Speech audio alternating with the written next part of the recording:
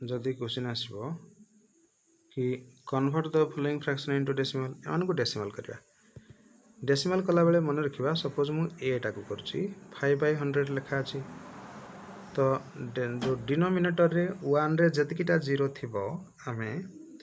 ऊपर थिबा न्यूमरेटर रो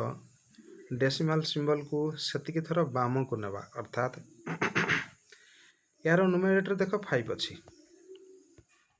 तेणु एई 5 टा को मु एठी सपोज 5 लिखली यार डेसिमल सिंबल कोठी अछि ना जस्ट राइट हैंड साइड रे तळे मु जोटा रेड बिंदी करछि देखो गोटे बिंदी कली एठी अछि डेसिमल सिंबल एठू केते प्लेसेस लेफ्ट को जिबा जेहेतु 1 रे 2 प्लेसेस अछि सेति पई आमे 1 रे 2 जीरोज अछि सेति पई आमे 2 प्लेसेस जिबा गोटे प्लेस आसीबा जदी एठी के आसीबा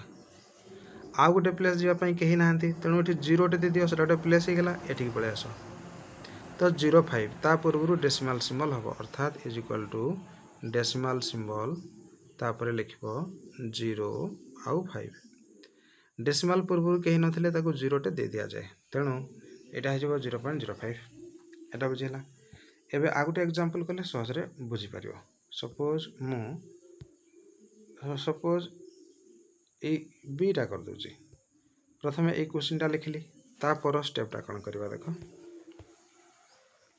एठी देखिबा डिनोमिनेटर रे 1 रे केतेटा 0 अछंती देखो 3 जीरोज अछंती सेति पई 3 प्लेसेस जिबा हे 16 टा तो एठी लिखली 16 तो डेसिमल अछि एठी एठू 1 प्लेस ले एठी आसीबो 2 प्लेस ले एठी आसीबो माने 0.16 जाके आसलानी पुनी आ गुटे प्लेस जिबा को पड़िबो आउ केही नाहंती तेणु 0 टे दे दियो एठी आसीबो डेसिमल अर्थात डेसिमल 0 तापरे 1 तापरे 6 एटा हबो डेसिमल सिंबल डेसिमल परे 0 1 6 ता पूर्वर गुटे 0 दे दियो 0.016 एटा हबो ठीक समिति एबे जदी आमे सी टा करबा ए सी रे 1 रे देखो गोटे 0 अछि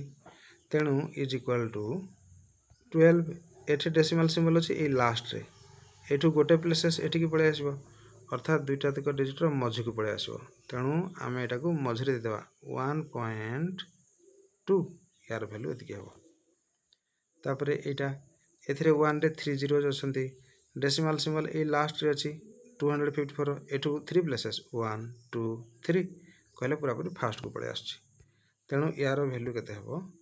एटा फर्स्ट पॉइंट दबो इज इक्वल टू 0.254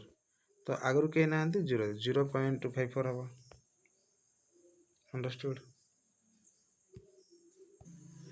यार ऑपोजिट टा होची convert following decimals into sum of tenths hundreds and thousands A